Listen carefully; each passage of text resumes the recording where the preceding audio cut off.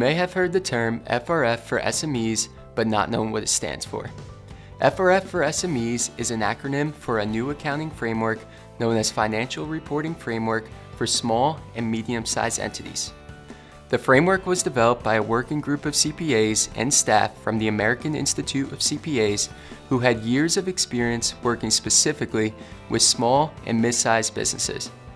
The framework offers parameters for preparing streamlined, relevant financial statements for smaller and medium-sized for-profit private entities that are exempt from having to use U.S. generally accepted accounting principles, commonly known as U.S. GAAP. FRF for SMEs blends traditional methods of accounting with some accrual income tax methods of accounting.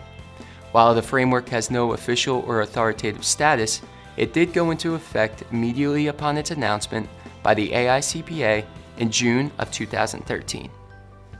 Unlike other special purpose frameworks such as cash or income tax bases of accounting and regulatory or contractual bases of accounting, FRF for SMEs has undergone public comment and professional review and contains explicit and comprehensive accounting principles. These features result in a reliable and consistently applied financial statement framework. CPA practitioners performing audit, review, or compilation engagements on financial statements prepared under the framework follow the same standards as they do when reporting on other special purpose framework financial statements. There is no standard definition of a small or medium-sized entity. Some common examples include privately held companies that aren't required to use U.S. GAAP financial statements, and those which don't plan on changing ownership or going public, aren't in a highly specialized industry, wouldn't normally be engaged in overly complicated transactions, and don't have significant foreign operations.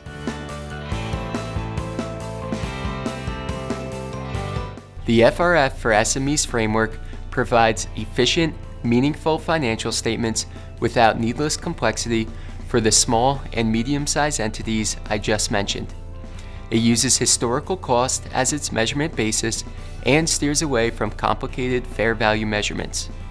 One of the beauties of the framework is that it doesn't require complicated accounting for derivative, hedging activities, or stock compensation.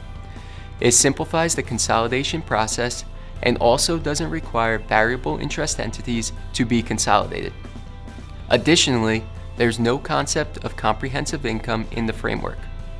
FRF for SMEs disclosure requirements are less complicated than those required under U.S. GAAP, which provides the users of financial statements with the relevant information they need, while recognizing that users can obtain additional information from management if they wish. Overall, this is a cost-beneficial solution for owners, managers, and others who need financial statements that are prepared in a consistent and reliable manner. And you get the added benefit of being in accordance with a framework that's undergone public comment and professional review.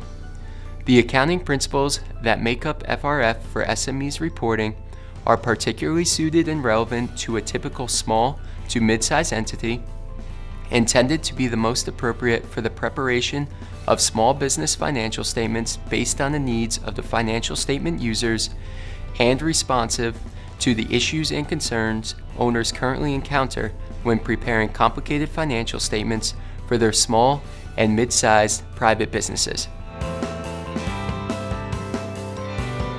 FRF for SMEs financial statements are used primarily by small and medium-sized business owners, law and medical practices, insurance companies, sureties, private investors, bankers, and other lenders. These statements are used to confirm performance of an entity, show what the entity owns, what they owe, provide an easier understanding of cash flows, provide a concise financial picture, and concise informative disclosures. Owners and managers and their CPA practitioners will need to consult with lenders and other key external stakeholders about the use of FRF for SMEs. With substantial relevance and cost-benefit factors, all indicators show that the lending community will accept financial statements prepared under this framework. More so because traditional accounting principles and accrual income tax accounting methods which are very familiar to lenders and have served the lending community well for many years, have been incorporated into the framework. For additional information regarding FRF for SMEs, please visit the AICPA website or contact your Untracked Early advisor today. I'm Robert Slumaker with Untracked Early.